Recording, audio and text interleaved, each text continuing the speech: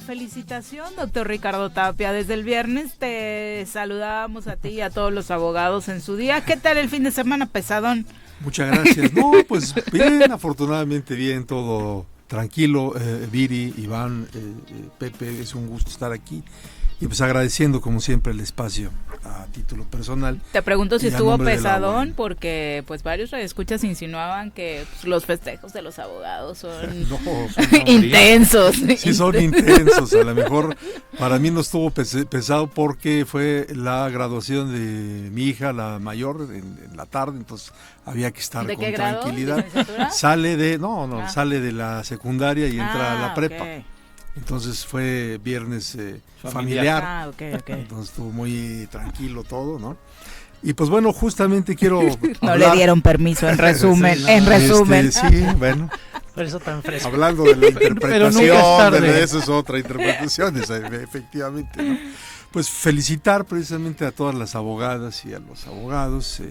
El día viernes precisamente fue el día de la abogada y del abogado. Agradezco a la Asociación de Abogados Especialistas en Materia Fiscal del Estado de Morelos y al Consejo Estatal de Abogados del Estado de Morelos el galardón que me otorgaron el día viernes. Fue una semana movida, presentamos libro en la Casa de la Cultura Jurídica de la Corte el día jueves, entonces fue una semana jurídica interesante. El 12 de julio se instaura a partir de 1960 como el Día del Abogado y de la Abogada el día de hoy, a instancias de don Federico Bracamontes. Entonces, leí ese dato, no sabía que fue iniciativa de él, a través del Diario de México, ¿no? A través del Diario de México, así es, platica con el presidente en turno y entonces se instaura de manera oficial esa fecha. ¿Por qué en esa fecha? Porque en esa fecha se dice que el 12 de julio de 1533 se impartió por primera vez la cátedra de Derecho en la entonces Real y Pontificia Universidad de México. Y quien impartió esa cátedra fue un abogado español, don Bartolomé Frías de Albornoz. Entonces esa es la razón por la cual en México se celebra el Día de la Abogada y del Abogado. En esa fecha. Yo quisiera platicar el día de hoy un poco en el tema que tiene que ver con la ética profesional, la deontología. En nuestra carrera hay un decálogo que nos deja como legado un abogado uruguayo que fue Eduardo Juan Couture Echeverry, y quisiera leer algunos puntos de este decálogo que a veces se nos olvida. El primero dice: estudia, el derecho se transforma constantemente y si no sigues sus pasos cada día serás poco menos abogado. El segundo mandamiento dice: piensa, el derecho se aprende estudiando pero se ejerce pensando. El tercero dice: trabaja, la abogacía es una ardua fatiga puesta al servicio de la justicia. El cuarto dice: lucha, tu deber es luchar por el derecho, pero el día que encuentres en conflicto el derecho con la justicia, lucha por la justicia. Quinto, sé leal, leal con tu cliente, al que no debes abandonar hasta que comprendas que es indigno de ti. Leal para con el adversario, aun cuando él sea desleal contigo. Leal para con el juez, que ignora los hechos y debe confiar en lo que tú le dices, y que en cuanto al derecho, alguna que otra vez debe confiar en el que tú le invocas. Sexto, tolera la verdad ajena en la misma medida en que quieres que sea tolerada la tuya. Séptimo, ten paciencia, el tiempo se venga de las cosas que se hacen sin su colaboración.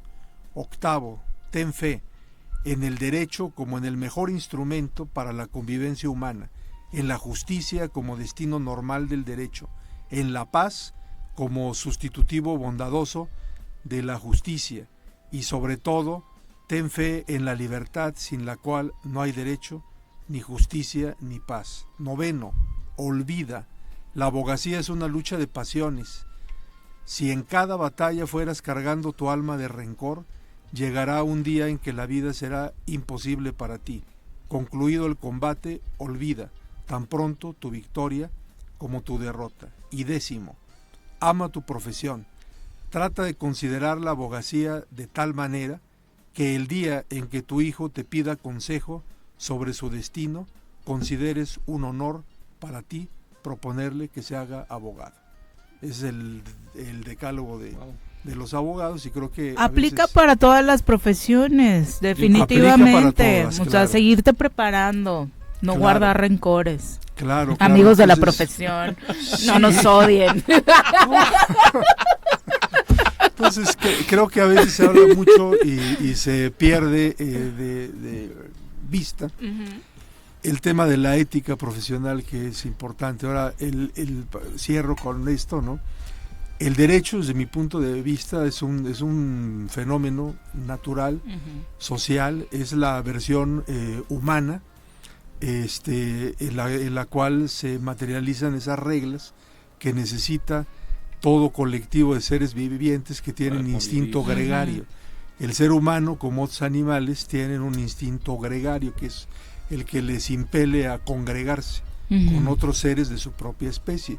El instinto es para conservarse como individuo y para preservar mejor la especie. Eso se concreta mejor en colectividades, en sociedades, y en el caso de los animales que tienen este instinto, para que la sociedad o para que el colectivo pueda funcionar en todos este tipo de colectivos, se necesitan reglas, y a esas reglas que observamos en el colectivo humano es a lo que se llama derecho. Entonces el derecho es precisamente esa versión, y la intención es poder mantener en cohesión, en paz, en armonía el colectivo humano. Desde luego el ser humano, su inteligencia le ha llevado a profundizar en otros valores, por ejemplo el valor de la justicia, que es muy importante, pero el primer fin es poder conservar la cohesión, la armonía y la paz en el colectivo. Ese es el derecho. Sí, que es lo que nos marca como diferentes ante el resto de los animales, donde resuelves, si no cumples las reglas te matan o te comen, ¿no? Entonces aquí precisamente a través de estos valores que acabas de mencionar debería darse la diferencia, pero hoy en día nos estamos comportando igual que muchos animales, ¿no? O peor. Desafortunadamente. Pues hay que virar otra vez hacia estos valores, hacia esta ética, y que no se nos olvide que al fin de cuentas es el fin, ¿no? Pues sí, o sea, definitivamente es algo importante, y seguramente se enseña esto en las carreras, ¿no? Esta parte deontológica.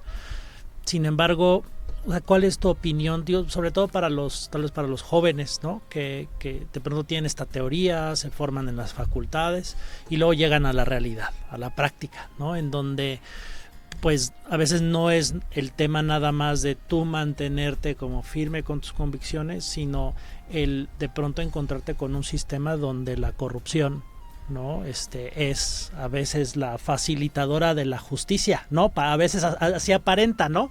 Damos justicia, nada más hay que pagarla, no litigar, sino pagar, ¿no? ¿Cómo navegar en ese dilema tan preocupante y que desafortunadamente se da en el día a día, no tal vez particularmente más para ciertas áreas del derecho, para ciertos abogados que se empeñan en ciertas áreas, pero en donde pues podrás llegar con todo este bagaje teórico, con el saber cómo hacer leyes, etcétera, pero que al final a veces desde el Ministerio Público empieza otro sistema paralelo que no es particularmente legal, ¿no? ¿Cómo enfrentarte con eso? ¿Cuál es tu recomendación en ese sentido? Pues como dice el quinto mandamiento que acabo de mencionar, lucha por la ley, por el derecho, y cuando encuentres un conflicto entre la ley y la justicia, más bien lucha por la justicia, por los valores, por el bien. A veces es complicado y pareciera a uno que va pues el abogado o la abogada que piensa así un poco como el salmón contra corriente. Sin embargo, pues para que las cosas cambien no hay otra forma más que luchar. Decía por ahí un dicho que mencionaba un viejo periodista, Mauricio González de la Garza, hace casi 40 años. Decía, el pelícano de Jonás puso un huevo del cual nació un pelícano exactamente igual, que creció, se reprodujo, puso otro huevo del cual salió un pelícano exactamente igual, y así sucesivamente hasta que a alguien se le ocurrió hacer un omelette con ese huevo, ¿no? No soy antianimalista, pero en esa parábola, en este tema de la corrupción, rompamos ese huevo y hagamos un omelette para que ya jamás se vuelva a reproducir, ¿no? Ahorita le preguntamos a la nutrióloga sobre los nutrientes del huevo de pelícano. Muchas gracias. Muchas gracias. Y muchas felicidades de nuevo para ti y para todo el gremio. Son las 8:42, desafortunadamente.